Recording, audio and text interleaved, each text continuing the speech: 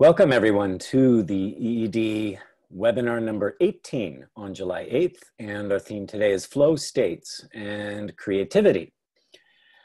I really wanted to do this one for a while around how do you access creativity on a regular basis? How do you get into a flow state?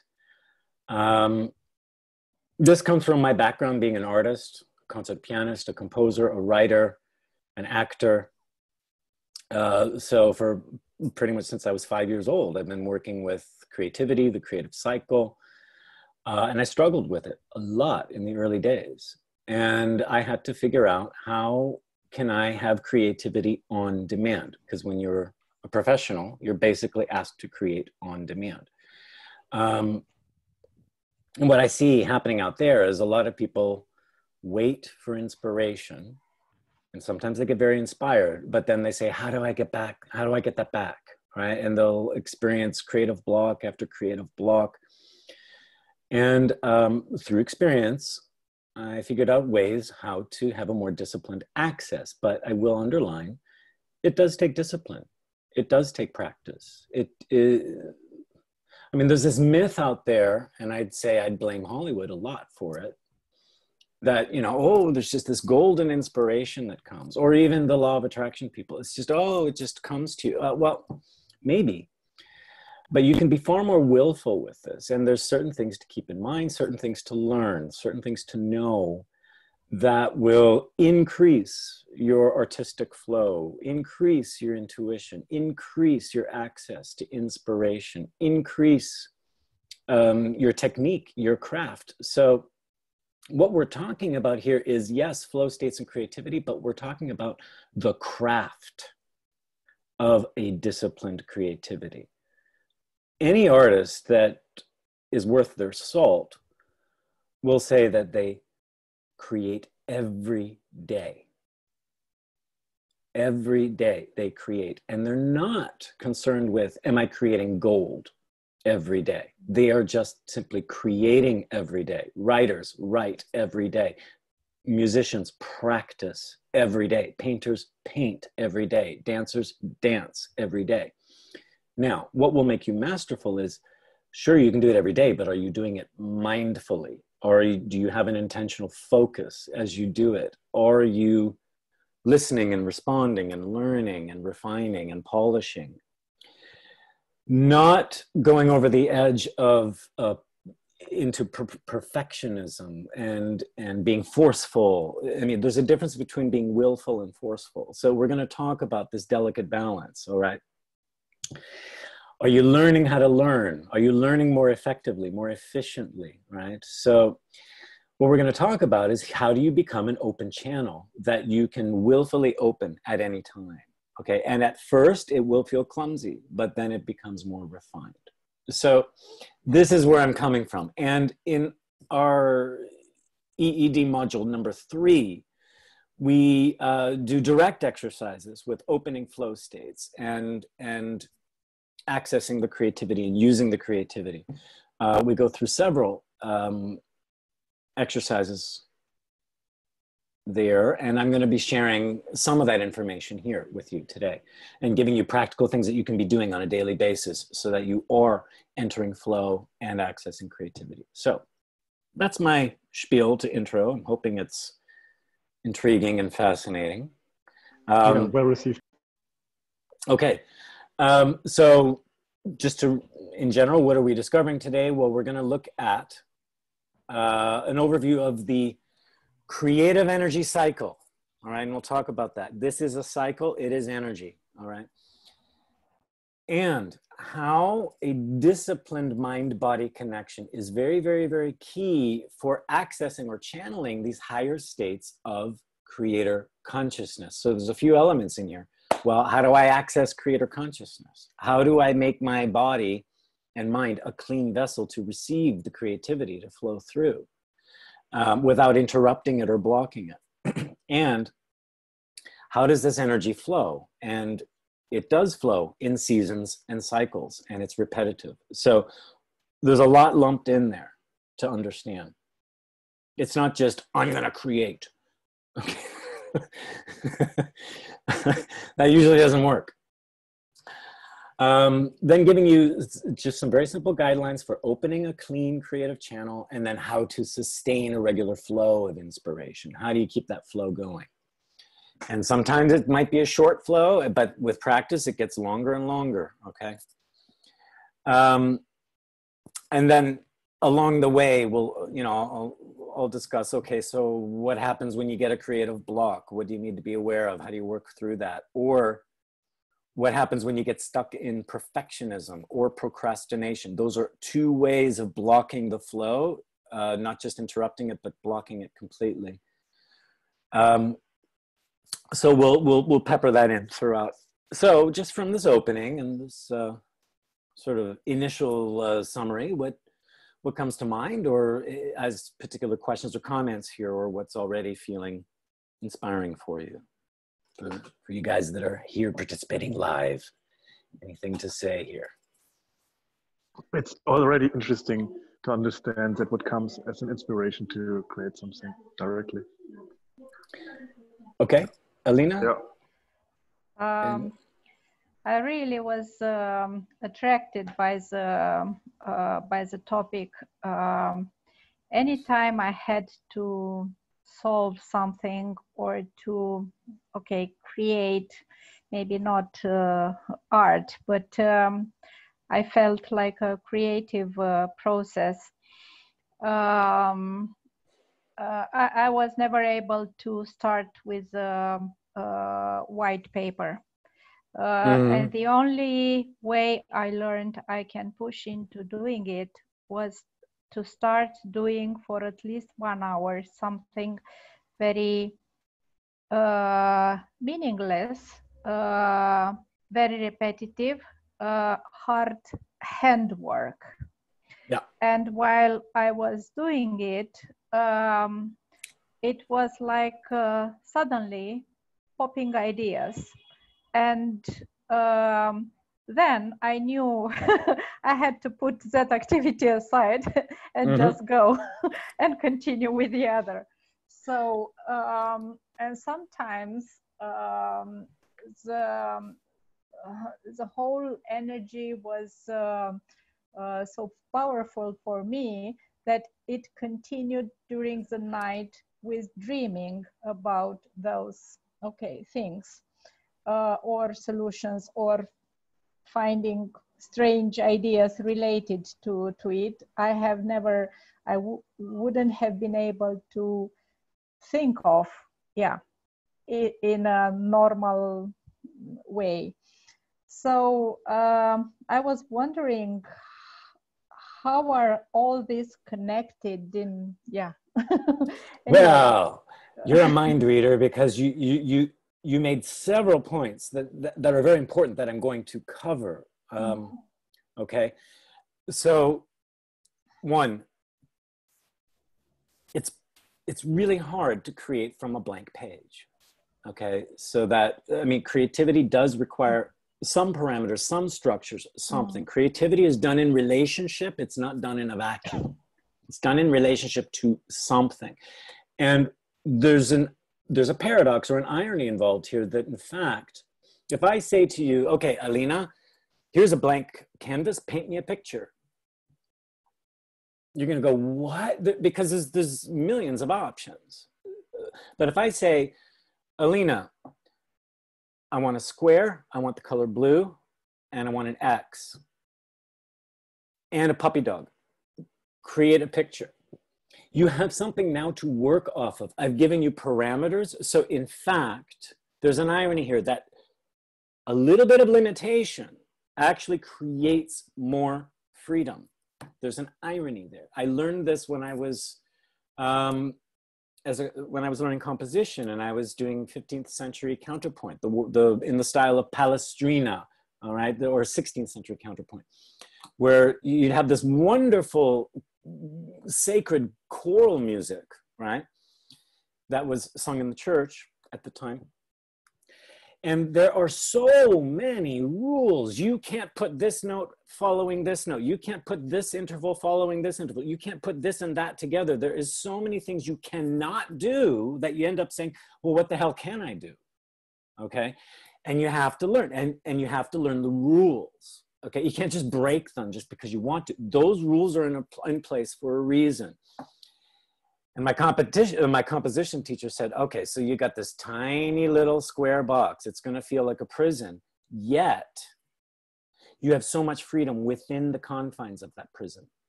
You have so much freedom in that little bit of space that you're going to max it out. And I thought, okay, that's kind of a weird concept. I took it to heart, and it was true. Once I learned the rules and understood the rules, the music started to write itself. I had to have the humility to get into the mode of that music. And the music would pretty much write itself. And the irony was, with all of these restrictions, the music sounded so free. It sounded so heavenly, so uplifting, and so inspiring and so free. Yet you didn't realize how structured it was. So you mentioned a few things. There is a need for structure, okay? Not confinement completely, but some structure, okay? And you're working in relationship with things. Next, you said you need to use the hands. Well, creativity requires action. It's not a mental exercise. There's some action that is involved, and a cause and effect, action and response, back and forth. And there needs to be a receptivity plus a willful intention. Okay, and we'll talk about balancing that together. So it's not something forced, but you need to be really receptive, but also respond. And repetition. You said, oh, if I just do a simple repetitive action, a simple exercise, even if you're just drawing spirals on a page, you start opening into a different level of consciousness where you're then able to receive from the deeper consciousness, the subconscious or source or whatever you may want to call it. We'll look at that in a moment. Creativity is not logical. So if we're using our left brain, raw creativity is not a logical process. It's going to be dot, dot, dot, dot, dot, dot, dot, dot, dot, lots of random dots, lots of random things. The next phase, then, you can use your logical mind to start pulling those dots together in an organized fashion. So, for example, I'm going to write my book, and I'm going to sit here and say, what's the first line of my book? What's the first line of my book? I can sit here all day long. What's the first line of my book? And it never will be good enough because it doesn't capture the perfect thing. Start in the middle of the book. Start with what you know, right? So it's not necessarily a logical process. And it will feel a little bit like, oh, I have ADD because I'm working a little bit over here. I'm working a little bit over here, working a little bit over here. And then things start to pull together and emerge. And as you go through the process, it gets clearer and clearer and clearer what's trying to happen here. But we have to be in a willing mode to say, yeah, I'm ready for chaos, and order will emerge from it. All right. So it's another thing. And then there is a cycle. That's a specific thing that I'm afraid of. Well, most people are. They're unwilling to step into chaos or the unknown. All right. The other thing is, you mentioned dreaming, giving yourself time to dream, giving yourself time to rest, time to sit on something for a while. So if we start putting deadlines on ourselves and we don't have a disciplined access to creativity, we're actually going to end up blocking ourselves or procrastinating or becoming too perfectionistic, and we never start, right? And that's, again, perfectionism and procrastination. So, and when we put deadlines, pressure on ourselves, when we put perfectionism on ourselves, then we're going for the gold, and then we're actually closing our creative channel because we're unwilling to output crap. We need to be willing to output crap. And sometimes the crap is on the top. It's the crusty stuff on the top. You need to scrape that out in order to get to the gold that's underneath. And the other thing is, how do you know it's crap? Because sometimes when you're working with raw creative material, your logical mind doesn't understand it at first. You got to give your mind time to catch up to it. And I know that from my early days writing poetry, etc. I'd write these things out and I'd say, what the hell is this? And what I needed to learn was close the book, look at it 6 months later. Then I could open it and say, oh, wow. Okay, now I see it, right? And then I could organize it and edit it later. A lot of times, you'll have a great idea, but you don't understand it, and you'll think, it doesn't make sense to me, you throw it away. You're killing a great idea before it has a chance to grow, okay? So judgment is the #1 killer of creativity. Judgment does not belong in the beginning of the process. Judgment comes in later, when you're in the editing and organizing and categorizing process, in the polishing process. And I'd say you're not really using judgment, you're using discernment. Did you want to say something in there, Benjamin? I noticed you unmuted. Yeah. Yeah, from my experience, had ample of moments, well, in hindsight, a specific tiny bit, which meant in hindsight a decisive juncture, which changed course of a journey or so significantly, which took life upside down. But only hindsight. In the moment, it's really insignificant. So the context really mattered, and the relationships between this specific, seemingly insignificant detail. Well, that's really brilliant looking back. So distance is really the key of the perception, which drives the process. And that's right. What I feel, what is existing in that too is so a letting go of identification with that too. Yeah. And I felt you were on a level referring to that when you explained reflecting your output after some time. That's right. So whether you're creating art or whether you're creating life, something in life, okay, like we can use art as a metaphor for how to access creativity, but then ultimately we are co-creators in our world. Right? We are creating our world around us. It's the same thing. For those that want to work with law of attraction, well, you are a creator co-creating with the universe and world around you. So exactly what you're saying, Benjamin, don't get too attached to your expectations and your early judgments of things, because that one small detail that didn't make sense to you in the moment could be the golden key.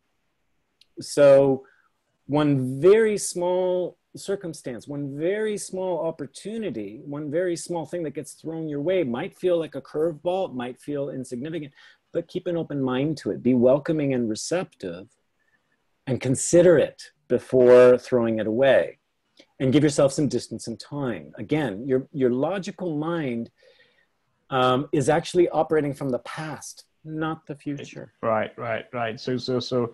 So operating from the future backwards, that's the logic of life.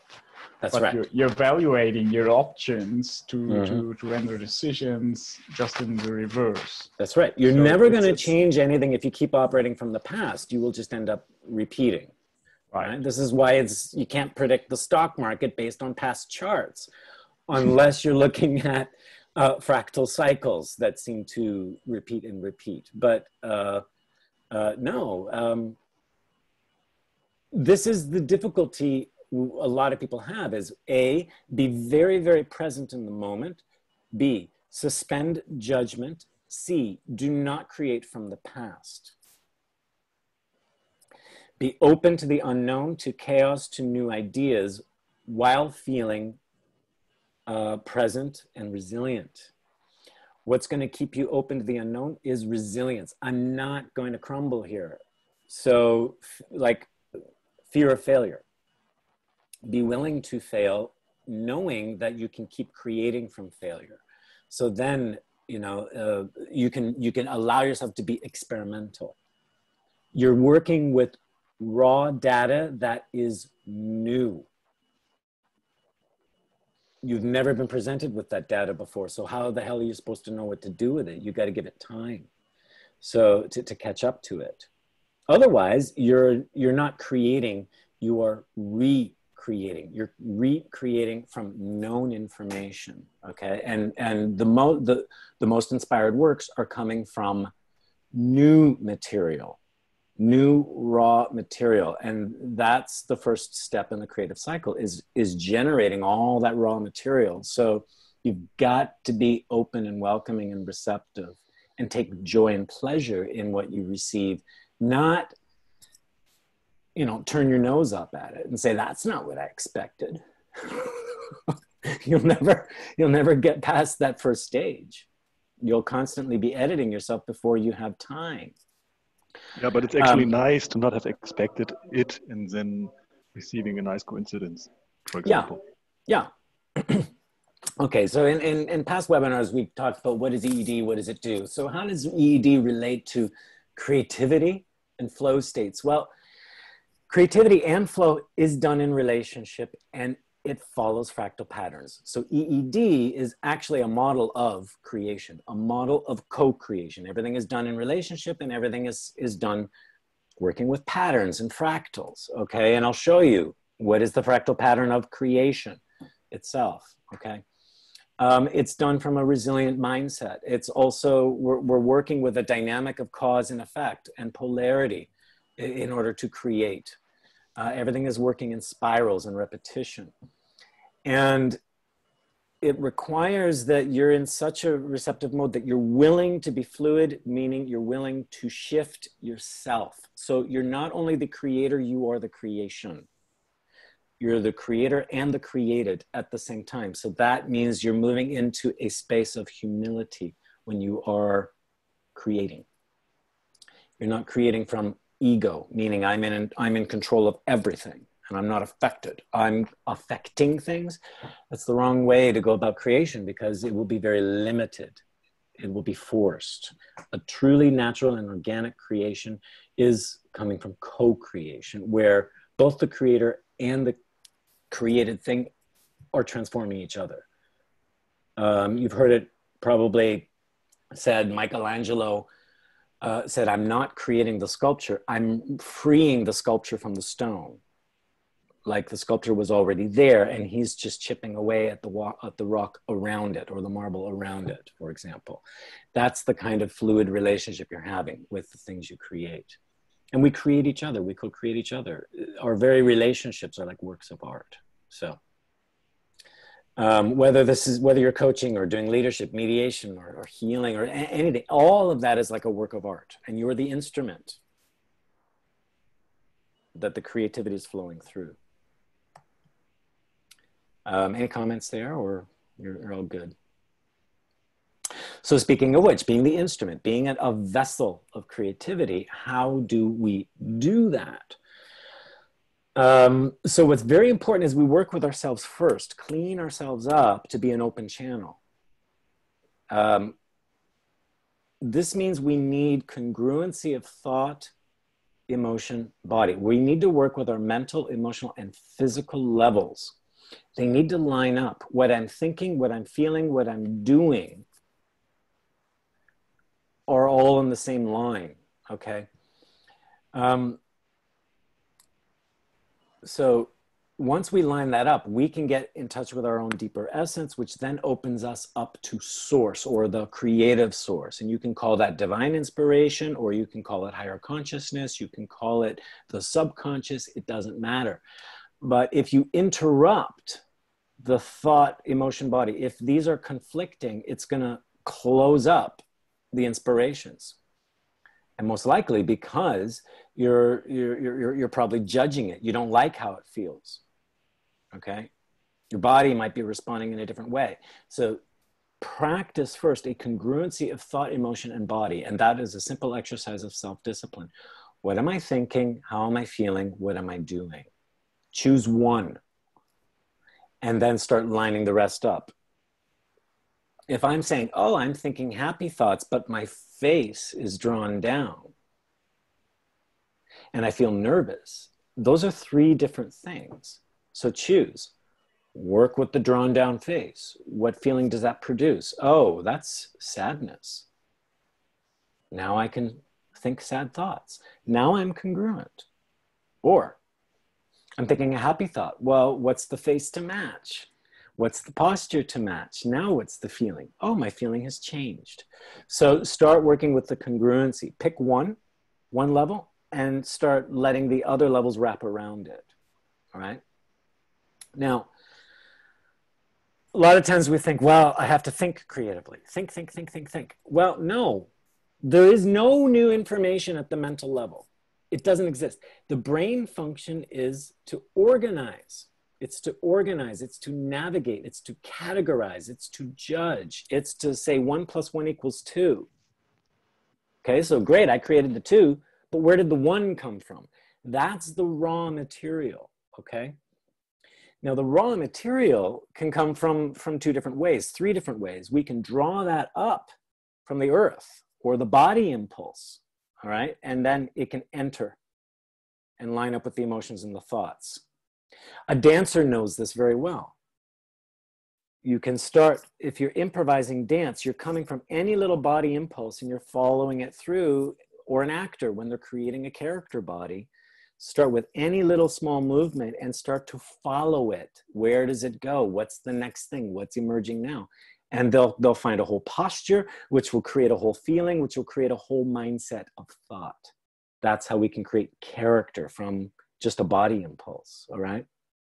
Things can rise up from the earth energy, for example, okay? Which brings vitality, which brings, you know, an ancient wisdom or an inspiration, all right? It can also come in from, say, higher source, higher consciousness, let's say.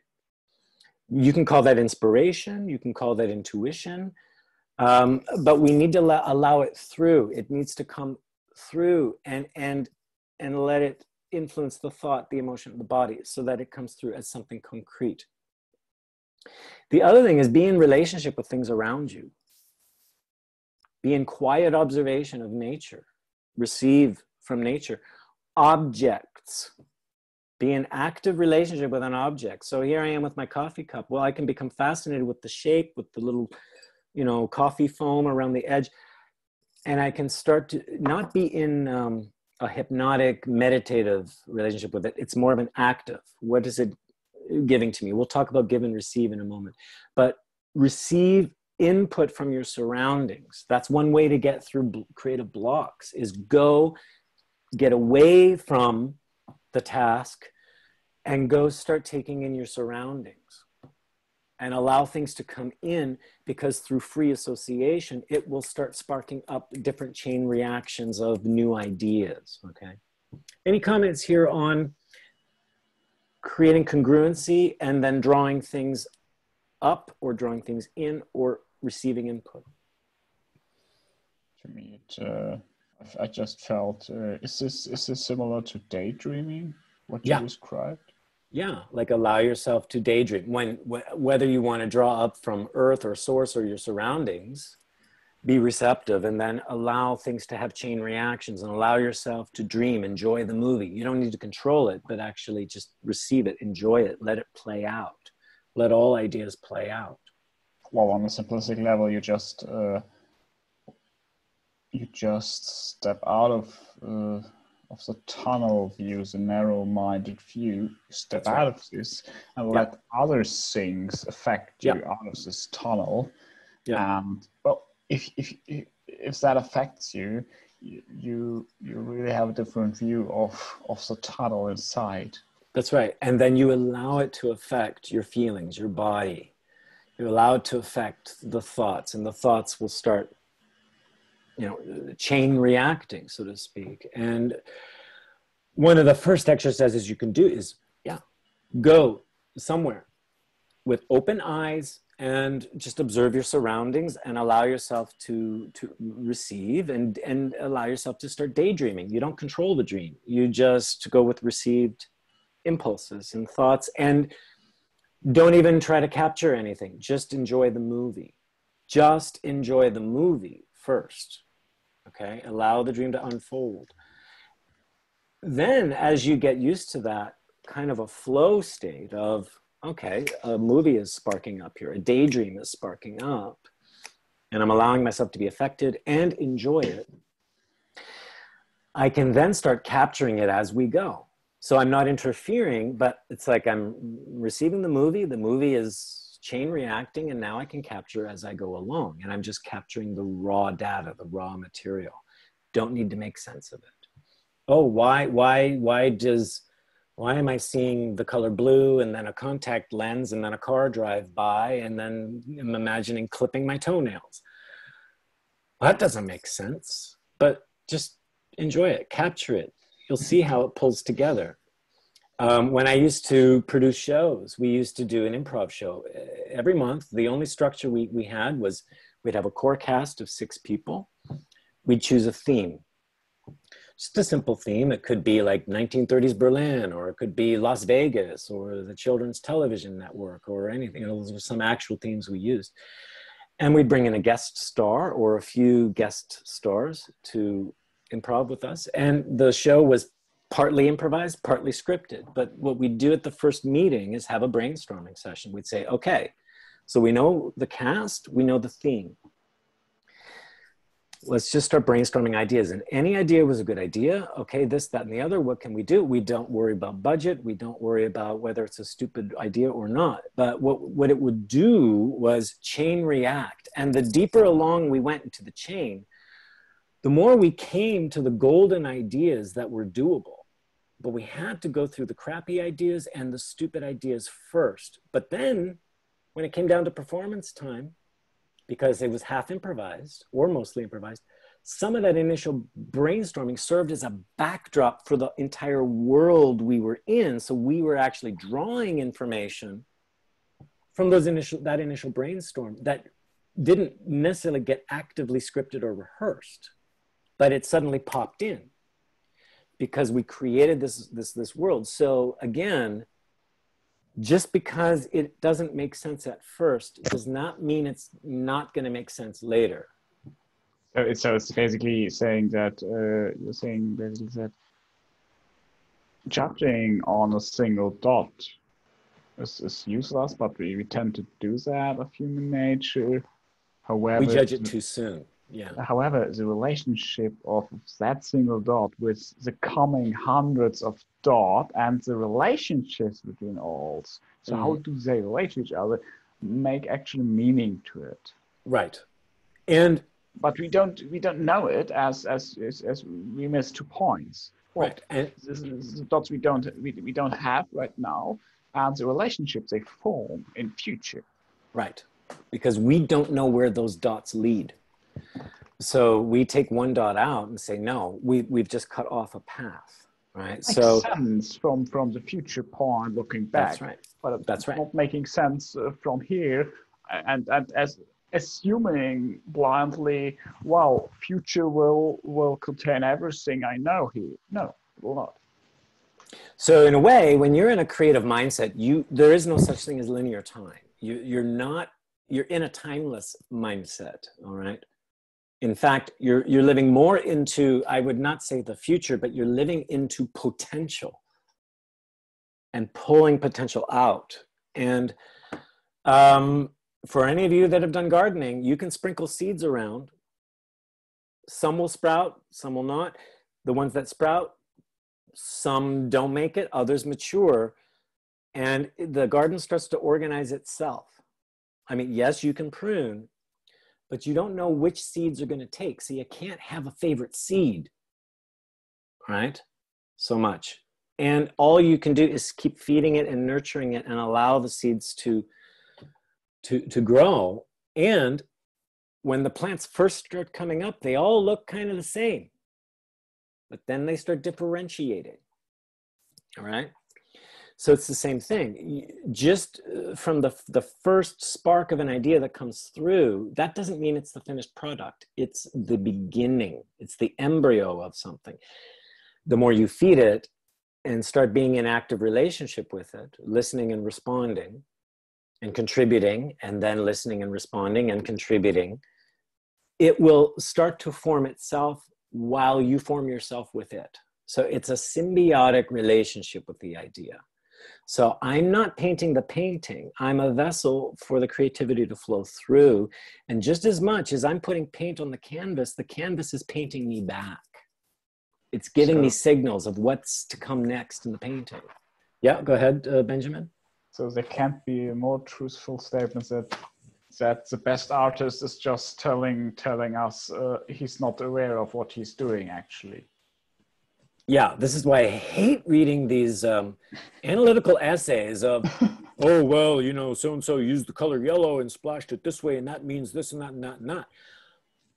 Possibly, but I'm going to say that all that stuff could be true, but it wasn't analytically thought out in the moment. It was contained in the seed of the moment, the seed inspiration of the moment. You can pull that analysis out later, but I tell you, no. I'm not, it's really rare that I'm going to consciously think of that, right? That's a later process. Maybe when I'm looking and I see, ooh, there's potential for something there, and I can start polishing and refining it to make that clearer to come through. That's a possibility.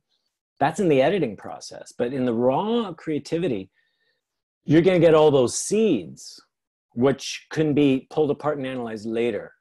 But that's, again, coming from the higher consciousness. That's not coming from logic. It's very forced creation if you're trying to come at it that way. And just listen to the magical music of some people like, I don't know, I'll use Schoenberg as an example. Was very calculated music. And that's, you know, the 12-tone system, etc. It was very calculated music, and it didn't really ring much of inspiration, but for the composers that used the 12-tone system, broke some of the rules, allowed a little bit of inspiration through, it was much better. Alban Berg, for example, was a more human expression of that music, but he broke a lot of the rules from the strict Schoenberg stuff. For some of you, you may not be familiar at all, but go take a listen to some of that music. Go ahead, Benjamin. Would you go as far as to say that our usual conditioned way of operating is that we mix up the editing phase with the phase that precedes that? Or yes. So we actually try to edit instead of letting things emerge. Right. We collapse them together. We edit way too soon. Now, someone who becomes very disciplined at opening a creative channel, creative flow, can keep that flow going, have the raw material running through, they may be able to open another part of their mind and edit as they go along, but they're not interfering with the flow. That's a much later stage of discipline. And that's what I was doing. You know, much later as I developed this was I was able to flow and edit at the same time and alternate. But still, the primary thing is the flow. So really just practice becoming congruent. Then open a flow. Let the raw data through. Let the raw material flow through. Don't edit, don't read, don't judge. Just enjoy. Close the book. Turn the painting over, you know, whatever. And then go back and look at it later, and then see what you can pull from it and organize. And editing is a completely different process. And we can look at that towards the end of the webinar here. But yeah, do not try to collapse editing and raw material together as one process, okay? That's like trying to practice and perform at the same time. You need to learn, practice, and then perform, all right? So just one last thing is, the act of creation is also being very present in each moment. So what's flowing in from source is in just one flash, one seed, one moment. Then we've got the next moment, okay? And so we're constantly creating and recreating from scratch in every moment. Now it can build upon each other, but we're not clinging to the past moment. This is also why let something come through, let it go. Let something come through, let it go. You can trust also, if you're capturing, something will come through again. And if you keep following the breadcrumbs, you'll notice things are working in cycles and spirals, and things will build layer upon layer upon layer of each other. So this is where we'll talk about, I guess right now is, this is a right brain process. It's not left brain, logical. It's right brain. Things are seemingly random. All right. Color a little bit over here, color a little bit over here, color a little bit over here, but you're looking at it from a distance from a holistic viewpoint, saying, a little bit of red here. Oh yeah, I need a little bit of blue there. Yeah, it calls for yellow here. Oh, now some green, now a little bit of orange, more red, right? And again, it's like, get used to that feeling of being ADD. It's a different way to put a puzzle together. Imagine you have a mess of puzzle pieces in front of you. You don't have a picture for the reference. So you grab a puzzle piece and you say, it looks like maybe these two go together, maybe these two go together, and you start doing the puzzle in clumps. Another way you could do it is say, I'm going to find all the straight pieces and do the straight edge, and then I'm going to find the next one and the next one, and I'm going to look through the 5,000 pieces for just this one piece that fits here. You're going to waste a lot of time. You'll get the puzzle done faster when you're just looking at what's emerging in clumps, and those clumps start to self-organize. And then suddenly things just converge together. The more you allow the creation to create itself, the clearer it becomes.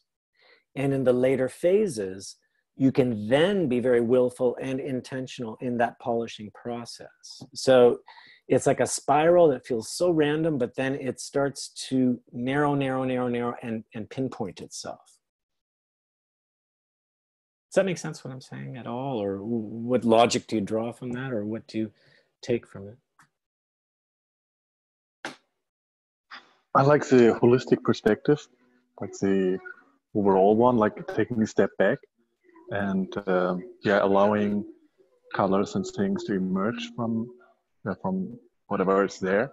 And then not slipping back into thinking you have to do something, but just remaining still and Yeah.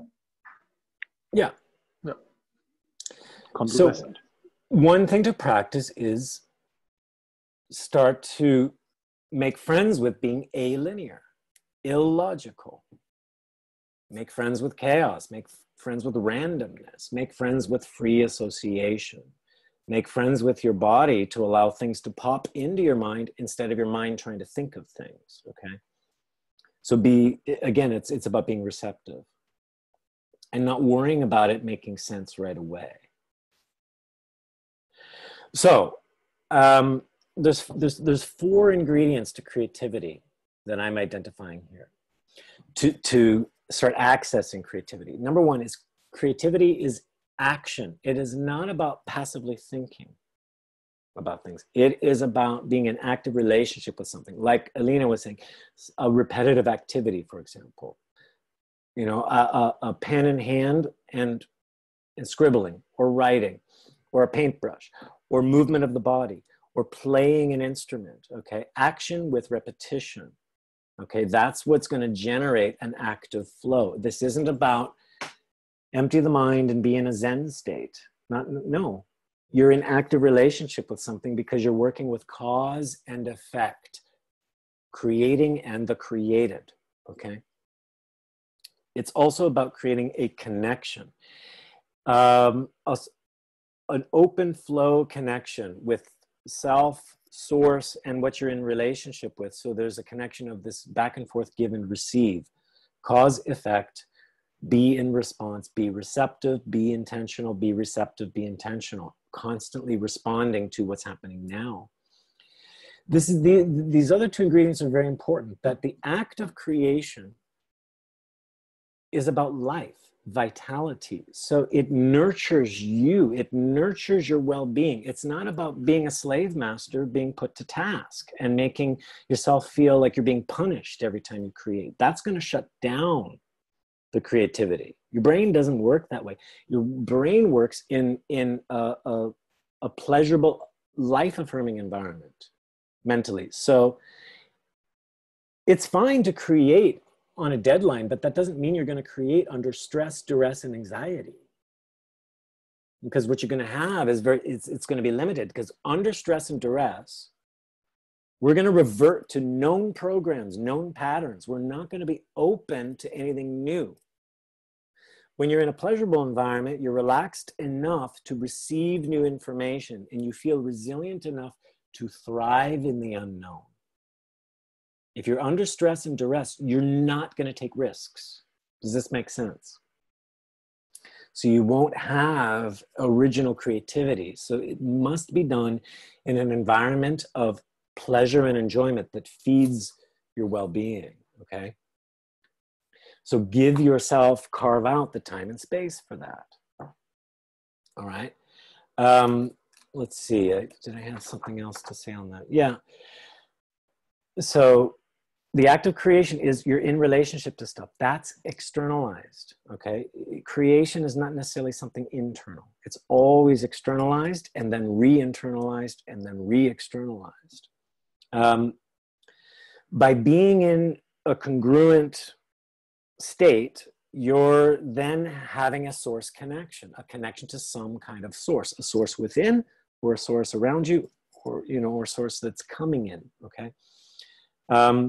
You're receptive when you're being fed with vitality and feeding your well-being. That allows you to remain receptive. And then with the pleasure and enjoyment, you're open to the new ideas, you're allowing impulses to bubble up, and you're not putting pressure on yourself to judge. Judgment is the #1 killer of creativity, because it's killing all the raw ideas before they have a chance to flourish. Enjoyment is the #1 killer of judgment, because when you're in enjoyment, there is no time to judge. You are simply present and focused on what is here right now. So cultivating enjoyment and pleasure, taking pleasure in what you do, is going to allow those little seeds to come and flourish, and you'll follow all the impulses. Any comments there? Okay, so one thing you can try is first activate the channel within. So you can find a center of creativity. So that could be anywhere. You could even just sit quietly and observe things around you and notice, or just do a body scan and just scan up and down your body and say which center seems to be activated or calling me right now. Maybe it's the stomach, maybe it's the heart, maybe it's somewhere in your forehead, or maybe it's your hands. And you can drop all your awareness into that center. And then you want to just live and breathe and feel and think and experience through that center. So it's not about the brain doing the work, but allow that center to now be your whole experience. So a great thing to try and do is choose a body center, and then imagine all your eyes, your ears, your nose, your mouth all drop into that center, and you start breathing the room in and out from that center. You're going to notice a shift in your whole awareness and perception and consciousness. And you can just then imagine the energy going in and out, breathing in and out. You can then start to circulate that through the entire body if you wish. But what's important is that you're allowing the center to be in control, not you. All right. And then from there, you could, if you want to do some writing, you could be automatic writing. Then you connect that center to the pen in your hand, or the paintbrush, or to your hands at the piano, or to your hands at the guitar, but it's the center that's flowing back and forth. And then you could, let some things bubble up, and let them bubble away, and then bubble up and bubble away. And then you can grab onto an idea and let it start to spin and spill, and just keep enjoying the chain reaction that comes from there. So for example, if you start writing, you get a word, write the word, and then let the next word come and the next word come. Don't read it, but flow. It's like automatic writing. And then maybe it cycles out, come back to the center, circulate. And then another wave will come and you can write that out or play it out or dance it out or paint it out. And it might come in short spurts, but the more you do it, the longer that flow state will last. Okay. And it's just about raw materials. So if you're writing, write and then close the book, put it aside. Don't read it. If you're painting, paint or sketch or draw, again, close it and don't look at it for a while. The focus here is just to establish accessing a flow state. It's not about creating something wonderful and good. That can come later. Because once you start knowing how to access your flow, then you can start consciously co-creating as you go along. You can start guiding the flow. So it's always a give and receive. You're giving something to the canvas, giving something to the instrument, giving something to the paper you're writing on, and it's receiving, it's being affected, and then starts giving something back to you, and you receive. That then starts another inspiration that you put into the paper, and the paper gives something back to you. So start looking at like a relationship, or if you're playing your instrument, you pluck a string, a sound is produced, that sound affects you. And then that's going to inspire the next action, the next sound, the next string you pluck. It's not about dominating the instrument. It's not about dominating the piece of paper or the canvas. It is about flowing and responding. And that's something to get used to, because you won't feel in total control. You'll feel partially in control, but not in total control. So this is where you have humility, because you have open receptivity. You have humility to just welcome the sparks and the ideas and the impulses that come. And you work with them as a joyful response. It's not a critical response, it's a joyful response, all right? And that keeps you in open receptivity. You're also very present to what am I receiving? And then I respond. I respond before I can even think. And you establish a flow of give and receive.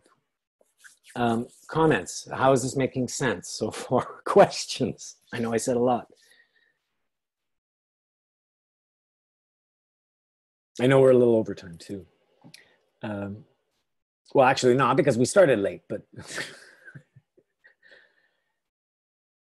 anything. Okay, so you're talking about the artist being his or her own instrument and bringing oneself into a certain flow state to then lose control over it and let the creative source like create whatever the person can create himself.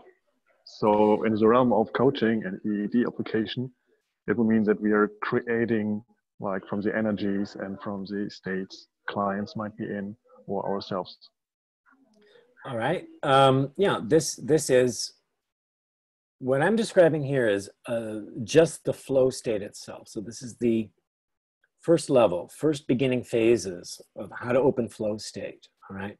So the issue of control, I don't even want it in there yet, because once you get used to the flow state, you can start gradually adding in intention and control. So I'm saying, yes, there's focused intention. I'm focused over there. I'm focused on myself, what I'm receiving.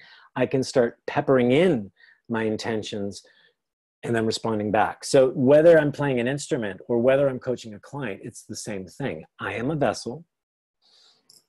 The creative energies flow through. The client is the canvas. But at the same time, they're becoming a vessel and they're sending energies back to me. So now it's a co-creation. We're co-creating each other. My intention is for the service and benefit of the client or the group, right? When you're talking applications of EED for coaching or healing or leadership, yes, but it's the same thing. EED works the same way to play the piano. Okay, I'm the vessel and the piano is the instrument, and I'm just as much the instrument as the piano is. The piano is playing me just as much as I'm playing it. Okay, because we're in constant response. We're receptive. So I'm hoping that kind of comments on your comment or answers the question you were putting forward, or the speculation you were putting forward. It's good. Thank you. Yeah. So think of the client as a work of art, but don't think that you're the sole artist in that work of art. The client is really creating themselves. You're co-creating with them, right? So, and you are a clean vessel with them. And everything we walk you through in module 1 and module 2, all the EED techniques support how to maintain a clean focus as a clean vessel. Right? So I mentioned before that things happen in waves, all right? So this is part of the EED model. This is our basic embodiment loop of spark, connect, voice, and embody, but I'm renaming these as the creative cycle, where you're going to get an impulse. That's like the seed appears. Now you want to nurture the seed, create connection with it. You don't need to know what it's going to become or what it is, but you feed it, feed it, feed it. Because this is a phase of generation, generating energy, building up, building up. Then when the connection is strong, when the seed starts gaining strength, that means you're spinning out an idea.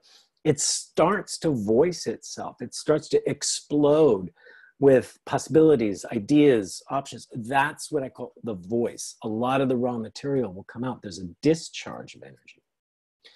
And then as it can start to organize itself, express itself, that seed is now in its full expression and it starts to bear fruit, okay? And then it's going to relax. It's going to dissipate. The energy cycles out. And then there's a rest period. So things spring from the earth, bear fruit, and then go back into the earth. And then it springs from the earth, bears fruit, and goes back into the earth. It's the same with when you're in a flow state. You spark it up, you get the connection going, then it starts to flow. Allow the ideas to flow out. They'll layer and build and chain react, and then it'll cycle itself out. And then there's some rest. And then you can start charging up again and do the same thing. All right. And a lot of people get afraid of this sort of winter phase. You know, what happens before the impulse? Here's when everything falls into darkness or emptiness, there's nothing there. It's necessary. It's like breathing. When you breathe out, there's like a nothingness. And then you start to breathe in, charging it up, generating, and then you breathe out and express until there's nothing left. And then you breathe in. So the creative cycle is like a breathing cycle, and it's going to go round and round, and it's going to layer upon itself like a spiral. All right. So don't worry if you don't capture all the ideas when things are discharging, expressing. Just go with it, flow with it. And then the next round, you're going to catch more and more. Okay. And as you get to know this cycle of energy where it builds up, tension charges up, and then discharges, releases, and then relaxes, and then builds up again, it will affect how you paint, how you dance, how you phrase things in music, how you compose. And you'll keep that open flow, and you won't get so scared about when you put the period at the end of a sentence and nothing comes next, because it's just a period of rest. And then the next thing comes up. When you're working with these flow states, you can put time limits on it. Say, let me just do this for 15 minutes. Stay in the enjoyment of it. If you start working too hard, notice it, stop, reset. Start again. But then maybe you can go for an hour. Maybe you can go for 2 hours, but then also give yourself time to rest. So you can put this kind of rhythm into your work periods, your work cycles. Like I'll sit here and I'll do some writing for a while, and then I'm going to put it away, go take a walk, and then I'll come back, right? So allow the creativity to breathe. So we are shifting our focus to the flow of the fluid, of the content, from a view where we think the content of the fluid, whether it's water or so, really matters. Yeah, it's like You notice something starting to bubble up. So put focus on it, let the connection, and then the water starts flowing and the fountain starts spraying, and then it cycles itself out, and then you got this beautiful pool of water, right? It's self-expressed. So it's not in a sense that we are capturing that spike of water and analyzing it in a laboratory, which is kind of pathological. Instead, we just let it flow, and the basic information, the essence is in the motion. Yes. You want to stay in action, motion, and flow. Think of that. That's my first draft. That's my first go at it. And then I can walk away, get some distance, clear the mind. Now I can come back, and if I want to start editing, again, you're going to follow this creative energy cycle of I'm reading through, I'm feeling, so stay congruent. I'm thinking it through, feeling it through, and acting it through. So I'm allowing what I've written to affect me. I'm noticing how I'm feeling. I'm noticing what I'm thinking. I'm also thinking of what was the creative intent behind this. And then I'm noticing little impulses, and I connect with that. And then I can start voicing again and polishing the expression of things. So like, ooh, I'm sensing into what I want in that paragraph. It's not so clear. I have an impulse to strike this, add this, right? And you start sculpting around. But again, you want to be giving and receiving, okay? It's not like you're totally analyzing and forcing. It's just like, let's rearrange it. Let's try it this way. Let's try it that way. What sounds, feels, and thinks the best. Stay congruent. Don't just come from a mental process, but feel it through, hear it. It just appears to me that we have 3 levels. The first level is that of the content itself, so which kind of fluid, be it water or something else. The second level is the motion of it, and the third level, isn't it that we are creating by that motion an energy field which emerges? Yeah, you know especially if you start creating in the same place, like you have a favorite spot, you're writing at your desk or whatever, you will start creating some kind of an energy field that actually makes it easier and easier and easier to create in, especially when you're keeping it as a pleasurable environment. So there is some reciprocal relationship between the energy field back and forth to the motion. Yeah, because you'll start magnetizing. You'll magnetize yourself and the environment to get in that mode, right? So also then, on those days when you're feeling blocked or discouraged, don't sit there in that energy field and beat your head, because you're adding the energy of discouragement there too, okay? Walk away, walk out of that energy field. Go beat your head somewhere else. And then and cycle that out, and then refresh and relax, and then just start tapping in. So yeah, there's that too. You're building an energy field within and around you and without. So yeah. And it's just about to shift the focus in that regard. Yeah. Mm-hmm. And here's another thing I'll say about the editing process. So editing, okay, so the right brain process, this is all about free association. It's very alinear. It seems random. It's holistic. You got a mess of dots all over the place. It doesn't always make sense. Things don't come in order. It feels more like chaos. So you just have a raw material dump. Let things come through. The editing process is more, that's right brain. So the left brain then is all about organizing and categorizing. It's it's much more linear. It's much more logical. And it's going to start narrowing things down. It's going to judge and discern. It's going to eliminate. This is where you have, and when you're working with that process, you have to be willing to cut precious material. You have to be willing to prune your plants, okay? This is not about equanimity. Lots of ideas are good, and then there are ideas that are better. And there are ideas that work better together.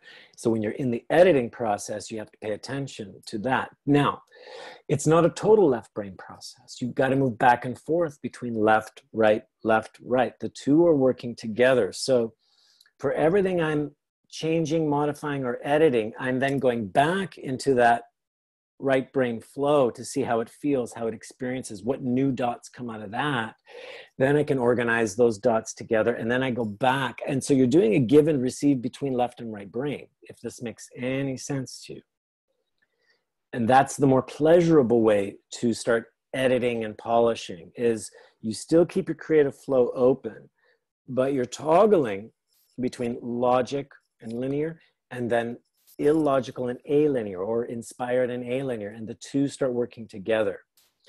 So, and that can sometimes feel exhausting, because you may get too analytical, too caught up in, oh, what is that perfect word? You have to then take a break into the creative flow, see what comes up, see how it fits, take a step back, be linear, analyze, change things around, then go back into the more right brain experience, being holistic, see what else flows. So you're letting the left brain spark the right brain, and the right brain sparks the left brain.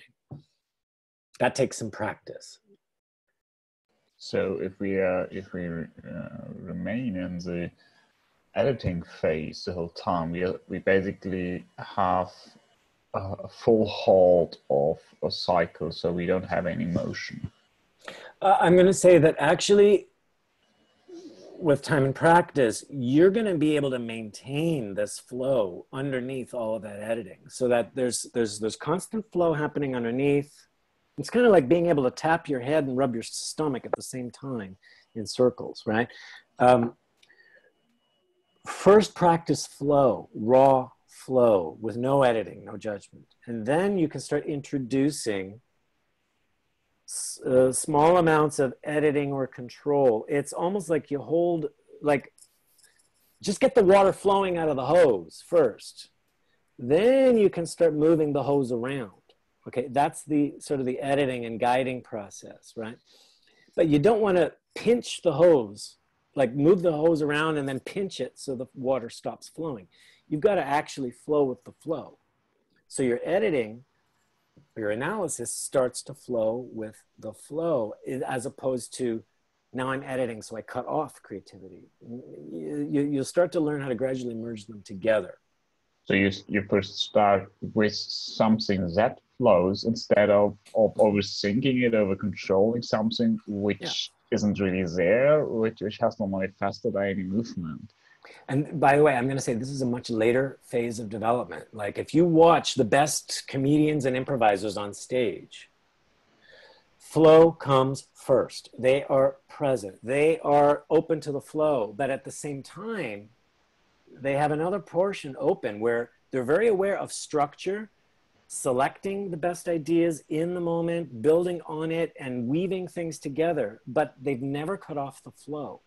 So they're still open to surprise, but they're sculpting as they go. And they're aware of the analysis and structure at the same time. And that's more a quantum level of thinking. So they're meshing on. So they first have the flow, and then mesh the editing thing. So they are tapping it from a flow. It's not the other way around, that you mesh on an editing flow. You can't. Yeah. Now, as an exercise or as a disciplined artist, you're going to learn your technique, your analysis, all of that analytical stuff separate. So you understand, like if I'm a writer, I understand the structure of story, or I understand the structure of theater, how to build elements, how to build character. I understand the scales and chords on my instrument, and how my fingers work, and the technique. You want to learn that as a separate thing. And what I'm saying is also learn flow as a separate thing, because that's just as much a discipline. It's not random inspiration. Then start later in meshing them together, merging them together gradually, but still make your flow primary. add technique and the analysis and the structure and that on top gradually, but never make structure first, because it's already closing you off from new information. Start to flow first and structure as it comes. Does that make sense what I'm saying? Yeah. But and for those listening, I'm saying don't rush into trying to be adept at making all this happen at once. That comes much later. So I was able to, you know, write or compose or improvise much later, where my first draft was much better than a first draft. It was looking more like a second, third, fourth, fifth draft, right? Because I was able to say quantum process all of that at once, but flow is still primary. So it takes practice to open both sides of the brain. Say it again, Benjamin. So it feels to me very natural in a way that initially I'm immersing with the flow. And from this unity, I can actually make use of the utility of editing stuff. Mm-hmm. I can only edit if I have stuff, if I have a foundation. Yeah. If I'm starting to edit without having anything to edit, that's useless. And if I conclude from that I need to edit more, so that's a vicious cycle into the wrong direction. Also, get to know your own voice. Like, for example, when I was like, you know, I need to have an original voice as a writer. Okay, fine. Start excavating all that raw material. Then later don't criticize your work or craft it, edit it too much, but get to know what's the voice that's emerging from this, right? What's the tone, the style, the stories that are starting to emerge, and let the voice be a voice. So as you're writing, you can start to polish up what the actual voice is, what the perspective is, the point of view. Every writer goes through different phases of tone, style, voice, but you need to let it come out and then observe and then find the gold in it and start focusing on the golden parts of it, as opposed to trying to manipulate it or craft it as well. Like, what is the story wants to tell? What is the poem wants to write? Okay, and it is coming from you and from a source, but again, have the humility to pull out what's the actual voice here. What's it trying to express? Wouldn't it be that we see it from the intention we are editing for? So if I just start a rushful editing from the vantage point and starting point, I don't accept what I have here if I have a little thing in front of me. So that's rejection. Yeah, you don't accept it, or you're saying, hey, that's a poor expression of what the intention is. So don't throw it out yet, but say, fine, I've got a clumsy expression of something. Now get in relationship with what's the source intention behind it. What's it trying to express? Then be on the other side. Be the listener, receiving, reading, hearing the poem or the theater project, whatever, and say, well, how is it being received in the audience or from the reader?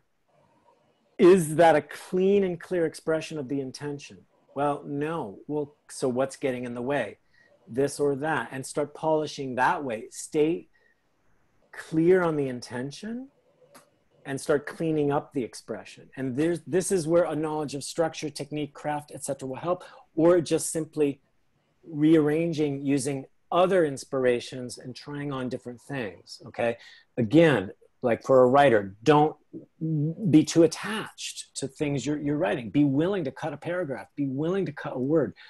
It doesn't mean it's permanently lost, right? So what you're looking at is, especially in final phases of editing, okay, what's the clear intention here? Is it a clean expression of that intention? And that's a reason to edit. Polish the voice. It's not, ooh, that's a cool phrase. Well, great, cool phrase, but what does it mean? Does it contribute to the intention? Does it contribute to the greater message? If it doesn't, save the cool phrase for something else. Maybe it doesn't work. Maybe that cool phrase is messing up your work of art. So this is further along in the process. And sometimes that's hell. So you need a lot of patience and persistence and compassion with yourself. And really still have a foundation of a flow state, even as you polish and edit. And let it be pleasurable. Even let the struggle be pleasurable. Okay. So I've said, yeah, be in a pleasurable environment. Make that primary. Whenever you decide, I'm going to flow, I'm going to try a flow state, let it be pleasurable. If it starts feeling like hard work, you're putting pressure on yourself, you're trying to force it, stop and reset. Start again. Don't put yourself to task. Okay? Maybe just to add to this characteristic of that flow state, at least in my perception from experience, is a different perception of time. So time passes differently if I'm in that state. You're going to get a whole different sense of time when you start flowing and focusing. Time can whip by, or you can experience long periods of time in a very short period. So you get into, when you're in a flow, you're also getting into a timeless state. Because you're connected with a higher consciousness, you're more right brain. You know, the right brain doesn't have a sense of time. The left brain does, okay? Receptivity, acceptance, and enjoyment are key for building this flow state connection, okay? So if I'm playing the guitar, I'm accepting the sounds and I'm allowing those sounds to affect me, and I'm finding it within myself to enjoy the sounds. I am not criticizing myself nor the guitar. This is when I'm establishing a flow state of connection. Allow the vibrations of the sound to affect me and promote well-being, all right? So that's what's going to get me in. If I'm playing the piano, I used to start the day just with one of my favorite pieces, very, very, very simple, or even just a simple scale. And I just focused on the pleasure of creating a sound through my fingers and how my fingers felt and how my body responded. I was creating this back and forth. Simple sounds that create enjoyment and that I'm receptive to. Then I can get into the more complicated stuff, but that's my foundation. All right. So remember, do not edit. Follow every impulse with fascination and discovery. Just follow what comes next, what comes next. This is raw material that can be organized later. So especially if you're writing a first draft, you're just sketching out a painting, just follow where it goes and allow it to emerge, allow it to appear to you. It'll make sense later, okay? Find an inspiring and grounding anchor point to spark creativity. What this can mean is, don't start with the blank canvas. Look around your room. Where do your eyes fall? Maybe they fall on an object somewhere. Maybe you have a favorite song. Maybe you have an image. Maybe it's something that anchors you, that you can get in relationship with, that starts that pleasure flow. It can start the spark of free association. Take time to daydream. Go have a cup of coffee outside, or a cup of tea, or allow that to start. Okay, so that you have something that grounds you, anchors you, focuses you, and it can inspire you. And then be open to the sparks of creativity that come from that. Maybe it's even just focusing within on a body center, okay? As you do that, drop all your awareness and focus into the creative center. So as you start getting to know flow states, you'll know, oh, seems like I'm coming from my head or my third eye or my throat or my heart, and you can even play around with experimenting with different centers of your body that seem to be the creative center. We can use any part of our body. Like when I'm playing piano, I know energy is flowing through my arms, but sometimes it's coming up from my feet. Sometimes it's coming from the center of my back. Sometimes it's up through the shoulders. Sometimes it's from the hips. And I'll experiment with, where is this source of flow coming through my body, from which body center? And you'll notice it shifts. It shifts your mood. It shifts it colors the ideas coming through. But my point here is to breathe and think and feel and experience through this center instead of constantly be centered in the brain. This is what gets you off the mental dominance. Yeah, go ahead, Paul. But we do rather talk about the work of an artist who paints a picture than compared to a pianist, for example. Well, yeah, but the artist is coming from a body center just as much as the pianist or the dancer. But we're just tapping a creative source or the next conceivable dot of energy and letting it flow. Yeah, and we're not kind of trying to play the scales, like, which is why I'm referring to pianists. No, it's like, go improvise at the piano. Let a body center do the work. Go write a page of material. Go paint a painting, allowing the body center to lead everything. That's a great exercise to get away from mental control. All right. And you'll start to get to know your own creative center. It depends on the instrument, yes. Oh yeah, well, whether you're ice skating or drawing or even gardening, you know, when we want to increase the range of creativity and the ways we can flow, we want to open lots of different body centers. And as you become more masterful with it, you're going to switch lots of body centers, and you might not even be so aware of it. But the myth is that we think it, or a lot of, let's say, beginners think it's all going to come from the brain. Nope. No, it's not. You need to go beyond the brain. So that's why I'm saying, choose a body center and connect with it and see what kind of creativity flows out of it. But you need to drop all your awareness into that center and let it lead everything, lead the whole experience. So again, once you get into a flow, focus on the enjoyment of the flow, not controlling it. Don't control the content. Just enjoy it. So allow it to flow and then follow it. Let the flow come first. Follow it. Don't lead, control. Because that's our tendency a lot, is that, again, that dominance. Once you're in the flow, once it's established, once you're getting a pretty strong flow going, you can start guiding it. But still, for whatever you're guiding, you see where it goes, you see what happens, you see what gets created, be in response to it, let that influence you. So don't, again, go back into dominance. This is a give and receive. You can, like I said, you know, just get the hose running the water. Then you can start playing with bending the hose and directing it, but you're still in response to everything that gets created. I think this is what a lot of people forget, is be in response to what just got created, meaning allow yourself to be affected and inspired. Because a lot of times we'll see what got created and we'll say that, we judge it, we say that's crap, and we get discouraged and we've just cut off the flow. So gradually add in guidance and control later. So just quick summary, and then I want to hear what you're drawing from this. At the very basic level, creation is an act done in relationship. This is not a mental exercise. It's not a meditation. It's not passive. It's very active, okay?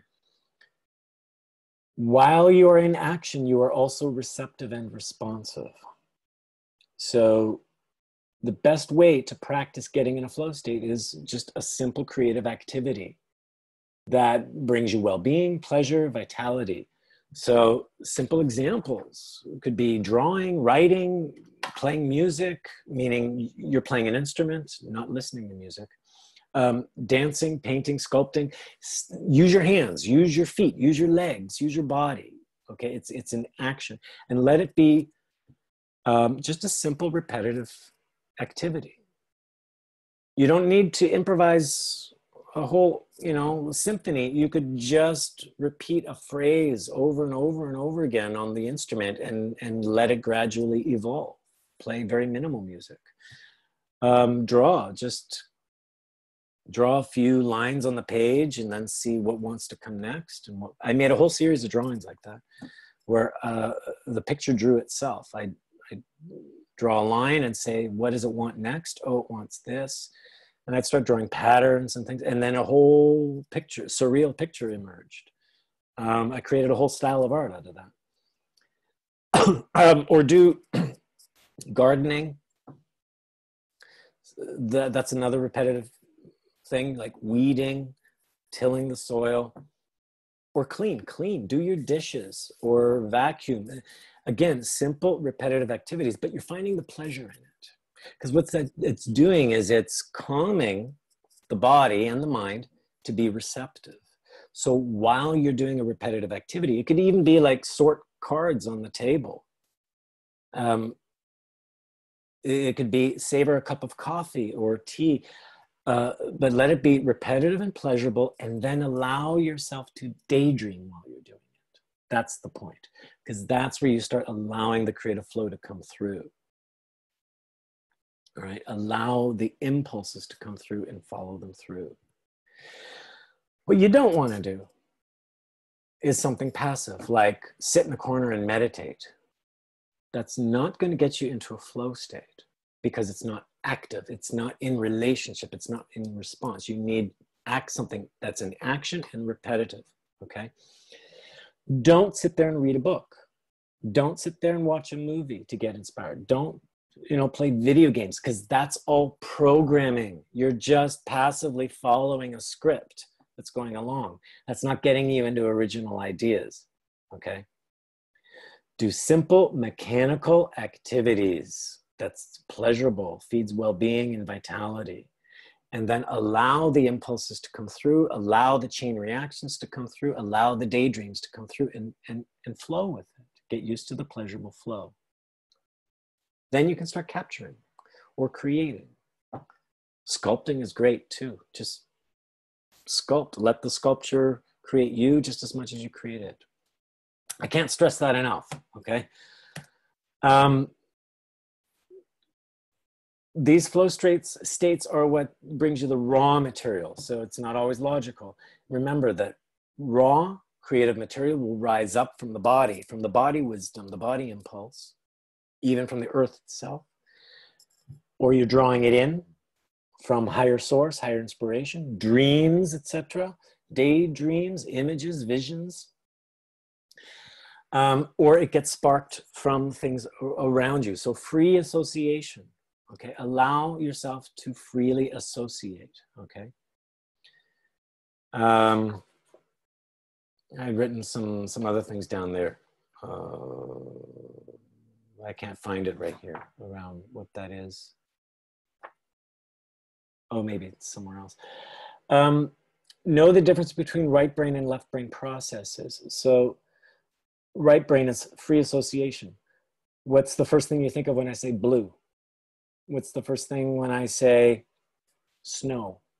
What's the first thing you think of that comes to you when I say brown or grass, egg? Do you understand? And when you allow yourself to freely associate things, it's not about making logical sense, okay? That's what the right brain is doing. It's creating random dots. The left brain can start connecting them in an organized fashion. Right brain is holistic, it's alinear, it's random. Sometimes it feels chaotic. Let it be that. You're still okay. Then your left brain can organize and categorize and edit, use judgment and discernment to polish things up, okay? So something creative and mathematical is great. Something creative and structured you know, is great. That's why learning a musical instrument is great, because you've got math and inspiration going on at the same time. So the most important thing is to keep yourself in a state of congruency, mental, emotional, and physical. That's what's going to open the channel of raw material. If you're conflicted within, you're not letting things in, okay?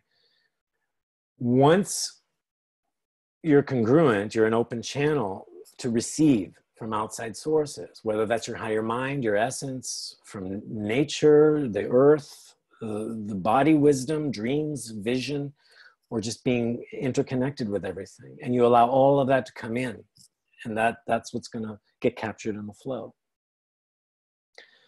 And remember that this happens in cycles and in polarity. We're coming from what's internal to what's external, back to internal. We're giving, we're receiving. We have periods of action, periods of rest or inertia. We're generating energy and then expressing and radiating energy, okay? These are breathing cycles. Allow yourself to work in that polarity of opposites. And creativity thrives in a pleasurable environment. It will get shut down under stress, duress, anxiety, pressure, okay? And just remember, be receptive and relaxed, because everything works in cycles, spirals, seasons. So you don't capture everything right now. It'll come again. You get back in that flow. If it's important, that idea will come again, because it's all interlinked together. So you can trust. That's what it means to trust the process. Flow with it, go with it, and then things start to cycle through in layers, okay? Don't edit when you're in the flow. Especially if you know you're in the phase of just capturing raw material. And then don't try to polish and edit too soon. Give the ideas time to generate, to let it gestate a bit, so that you can start to see the value in it before you throw the baby out with the bathwater. So let it not make sense at first. Let it make sense later. Give your mind time to catch up.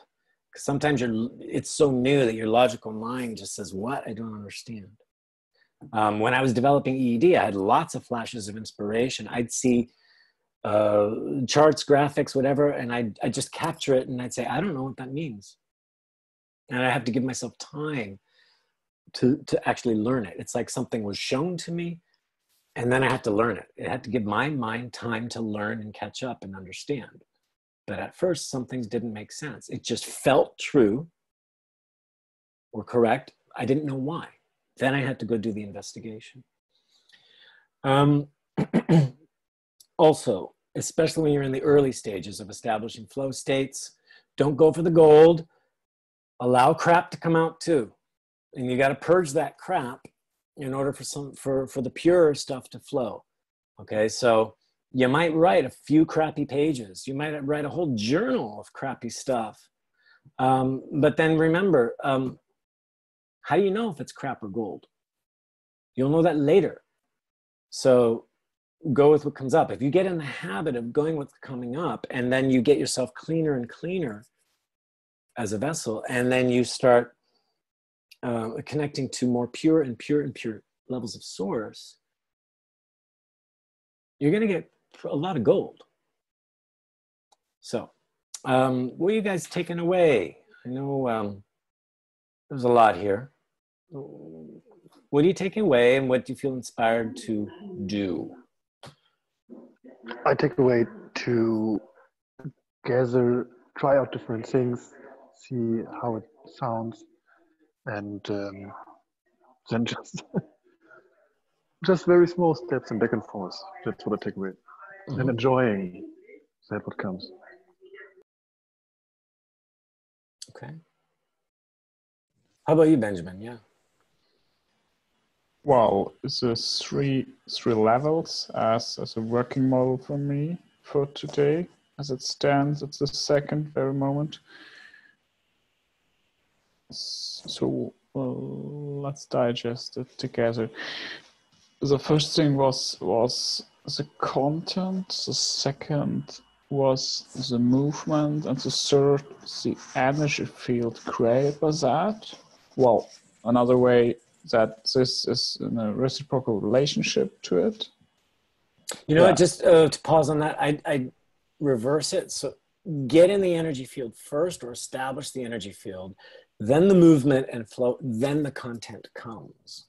I like this very much because it just bridges perfectly to the second thing I was just about to mention, which is have the flow first as a foundation and then the edit. Yeah, then they logically edit the structure, the craft. In my model, which serves as a brilliant example. So it wasn't really perfect, but it was reshaping itself. Right. In the process, and it really fits better. Yes, like exactly. This. Yeah. I like this. So this was just another example of the process. Yes, and it happens, notice, creation happens in relationship. Okay, we can create together, collaborate, co-create. It never happens in isolation. So even if I'm by myself in a room, painting or writing or playing an instrument or anything, I'm not in isolation, okay? I'm in relationship with the object of the creation. I'm in relationship with myself as an instrument and a channel. So please remember, it's all done in relationship. Well, and certainly there was a little intuition from my side in me. Don't know if it's right. A little cautiously. Whether this rush to edit things, that we cling to editing things, is I'm not accepting that there is, at this very moment, an emptiness there in myself, which precedes the act of reception, of absorbing the raw stuff. That's a very good point. A lot of times we are rushing to get the finished product, rushing to the final destination and skipping the process. So, but if you love the process, you get a perfect product as a side effect. But if you aim for the perfect product, you push harder, you push harder, you just flaw, you screw up the whole process. That's right. So again, that's where the enjoyment comes, and it's enjoying the process, enjoying the flow, taking pleasure in the moment by moment, and the fascination with what's developing, what's emerging, knowing it will come to a final product, polished product, layer by layer by layer by layer. When we put pressure on ourselves to get that end product and say, can we just skip the process? Well, you might get a final product, but it won't be so inspired.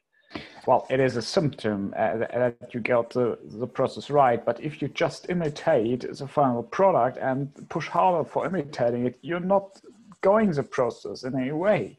So no, you're not getting anything really original. Yeah, you're not going to get the originality here.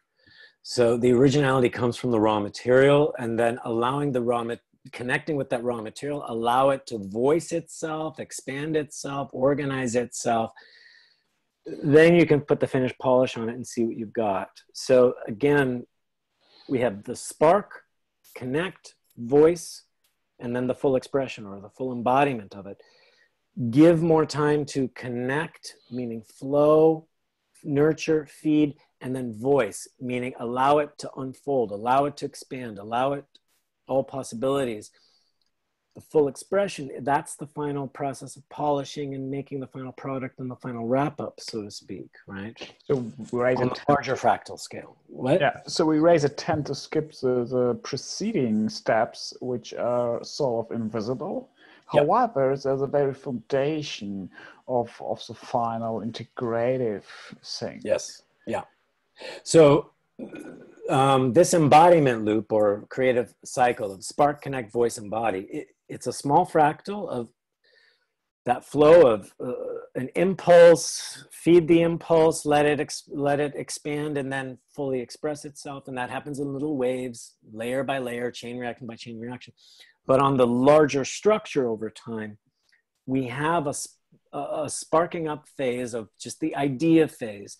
Then feeding the idea to let it chain react. This is the first draft, the second draft.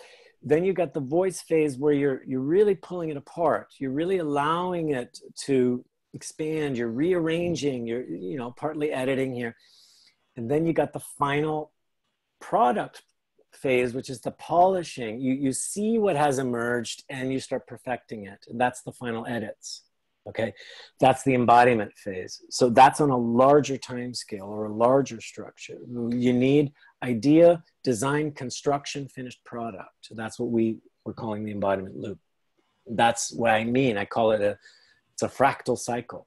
Just compare it to the progress of constructing a new house, right? Yeah. So if you just measure the progress by what is physically there, you're not getting the point. Basically, No. you miss a point because the planning phase of the architect is decisive.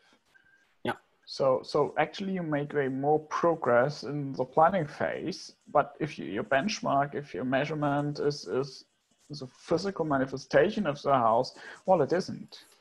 And if you even think of a better process that you take more time in planning, then it gets thinner and thinner and thinner, the actual manifestation phase. And then it's just a side effect, the physical manifestation of that. Right. What would it be? Well, imagine you have an idea. Okay, I'm building a house. Great. Okay, you want to take time designing, do the blueprint, all of that. Then you got to dig the foundation. And then somebody comes and says, hey, what are you doing? I'm building a house. You say, well, that doesn't look like a house. That looks like a hole in the ground. Process is not finished. Oh, we got a few beams of wood, everything. Well, I was expecting to go and walk in and live in this house. Well, but I'm just doing the framework right now. That's how you need to be with yourself when you are the artist creating, okay? Don't rush to final product. Work through the process. Everything has its stage and phase. So a lot of times we're too impatient with ourselves. And that goes the same with personal growth, mastery, personal development, anything. Even with coaching a client, you know, we're in the middle of a session. It doesn't mean everything is all solved right away. I mean, we're going through a process. So appreciate that. Stay in constant creative relationship with things. So that was just what you know, to add on to what you were saying there, Benjamin, what you made me think of there. Yeah.